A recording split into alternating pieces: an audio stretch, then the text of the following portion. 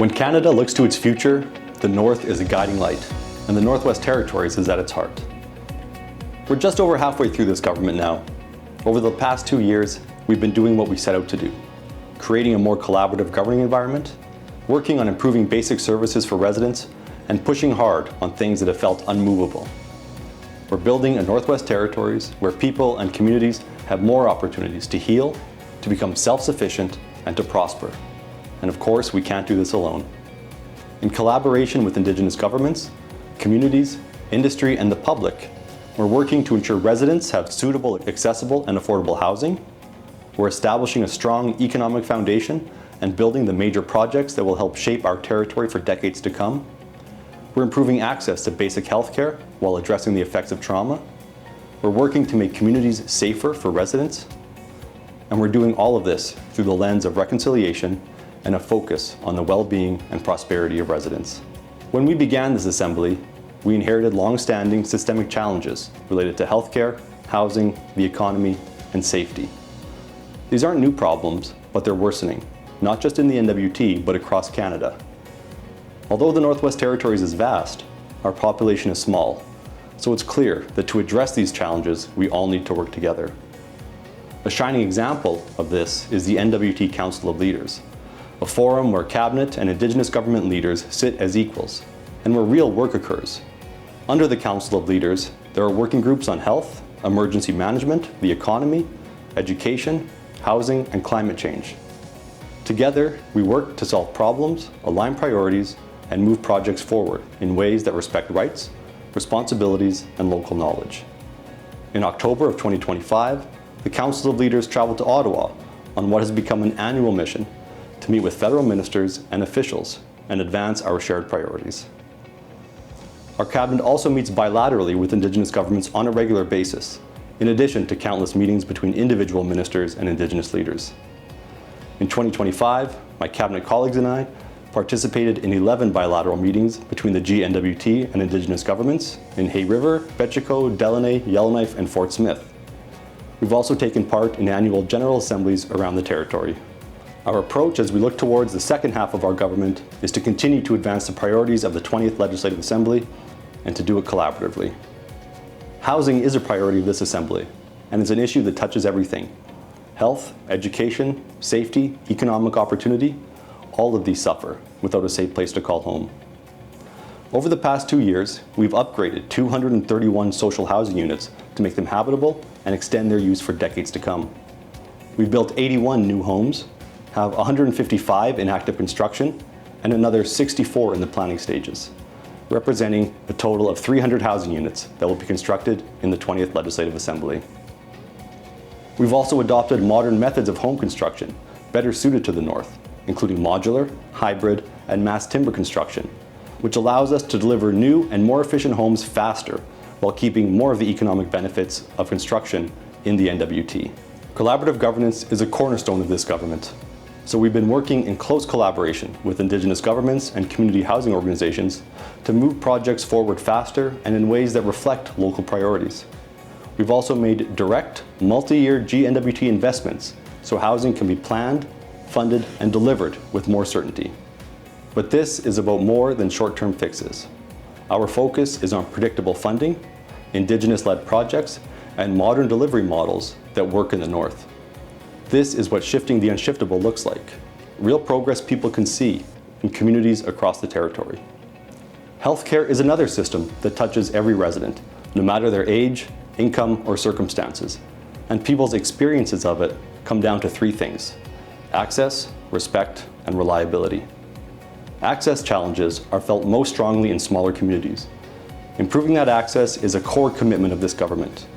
We are strengthening the community health nurse-led model while making it more flexible in the face of ongoing staffing pressures. That includes expanding the use of licensed practical nurses and paramedics in community health centers, supported by nurse practitioners and expanded virtual care, so residents can get essential services closer to home. But access alone is not enough. A strong, people-centered health and social services system must also be grounded in trust, respect, and cultural safety.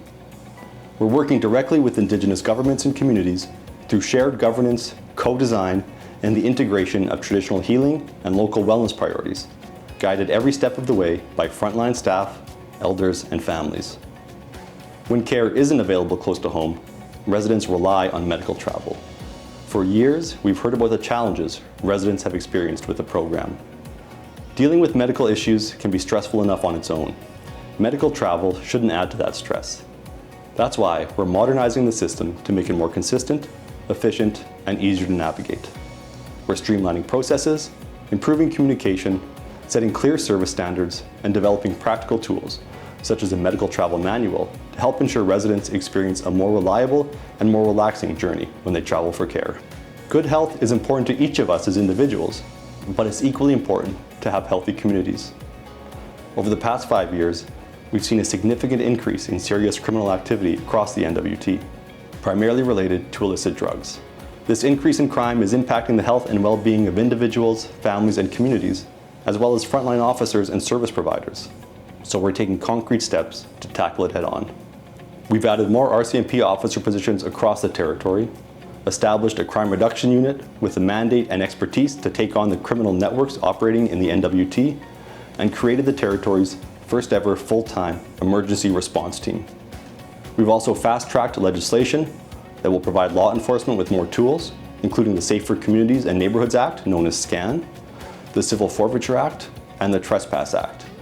These steps are part of our broader commitment to safe communities for Northerners, because every resident deserves to feel secure in their home and community. Keeping communities safe means being prepared for emergencies. In the NWT, we know all too well about emergencies. The past few years have tested our emergency management system, our evacuation planning, and the frontline workers we rely on in times of crisis. In response, we've listened to communities, Indigenous governments, and responders, and we took those lessons seriously. That's why we're changing how the Northwest Territories prepares for fires, floods, and extreme events. We're no longer reacting season to season. We're planning for the next 30 years. That means coordinating how we manage wildfires, giving communities better training and support to respond on the ground, and investing in equipment so communities can act faster and more safely. We're improving evacuation planning and coordination, and investing in science, monitoring, and Indigenous land-based knowledge to better understand risk before emergencies happen. This work is about readiness, coordination, and making sure communities know they won't face the next emergency alone. While we're preparing for emergencies, we're also preparing for economic success. A strong economy doesn't happen by accident, especially in the North. It takes stability, credibility, and steady groundwork. Over the past 2 years, we've focused on creating conditions for growth while supporting workers and employers. We've pushed to reduce internal trade barriers through the Committee on Internal Trade, participated in the nominee program so businesses can find and keep the workers they need, and made sure the Northwest Territories has a strong voice in national economic discussions. At the same time, major projects that have been talked about for years are finally moving forward. The Arctic Economic and Security Corridor, the Tulsan Hydro Expansion, and the Mackenzie Valley Highway are no longer just plans. They're being advanced through strong partnerships with Indigenous governments and meaningful federal support. That includes infrastructure and clean energy funding, regulatory alignment, and sustained engagement at the ministerial level to help move projects from concept to construction. We've also supported our mining sector through national tables like the Energy and Mines Ministers Conference, the Council of the Federation, and the Western and Northern Premiers meetings, where we've been telling the NWT's story on the national stage. This is how we stabilize today and build long-term opportunity for workers and communities across the territory. Growing our economy means making sure the Northwest Territories is heard clearly and consistently at the national level. Over the past 2 years, we've taken a more deliberate approach to federal engagement. With a bold outreach strategy, we focused on showing up early, aligning our priorities, and being clear about what the North needs to succeed. And that work is paying off. We traveled with the Council of Leaders to Ottawa to speak directly to federal decision makers. We've had substantive meetings with Prime Minister Carney and federal representatives on major infrastructure, housing, and energy priorities. These are more than just symbolic moments. They're efforts that will lead to securing real commitments and moving projects forward. The Northwest Territories is also stepping into a national leadership role. As the chair of the Northern Premiers Forum, and later this year as the chair of the Council of the Federation, we're helping to shape agendas, convene partners, and advance practical solutions on shared priorities. At the Northern, Western, and National Premiers tables, we're bringing a northern perspective to issues that matter to all Canadians. The message is simple. We're at the table with a loud, clear, and consistent voice, and the North is being taken seriously. Over the past year, I spent a lot of time on the road. I toured the Nanakput riding. I was in Norman Wells for the Tligotli-Gotenay government's final self-government agreement celebration. I visited Delaney for bilateral meetings, was in Betchico for the Council of the Leaders meeting, and in Fort Smith, I helped welcome Prime Minister Carney back to his hometown. These visits aren't just photo ops. They're conversations in community halls, health centers, work sites, shelters, and kitchens. Listening to elders, youth, leaders, frontline workers, people experiencing homelessness, and growing families about what's working and what isn't. That's where this government's work is rooted, in real places with real people, in communities where Indigenous governments lead and where solutions reflect local realities. Those conversations shape our priorities on housing, health, safety, and economic opportunity, because progress in the Northwest Territories starts in communities. We're halfway through this government, and we're not slowing down. The next 2 years are about staying focused and finishing the work we've started.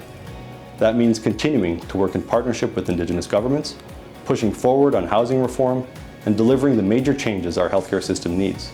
It means advancing long-term economic transformation, making communities safer, and modernizing how we prepare for and respond to emergencies. This isn't about new promises, it's about follow-through. It's about taking what's already underway and making sure it delivers real results for people and communities across the NWT. We've shown what steady, practical progress looks like, and over the next 2 years, that's exactly what we're going to keep delivering. The work isn't easy, but it matters, and we're doing it together. I want to thank Northerners across the territory, frontline workers, Indigenous governments, community leaders, and everyone who shows up every day to support their families and their communities. Your work is what makes progress possible. Over the past 2 years, we've shown that things can move in the Northwest Territories. Systems can change, long-standing issues can be tackled, real progress can be made if we stay focused and work collaboratively.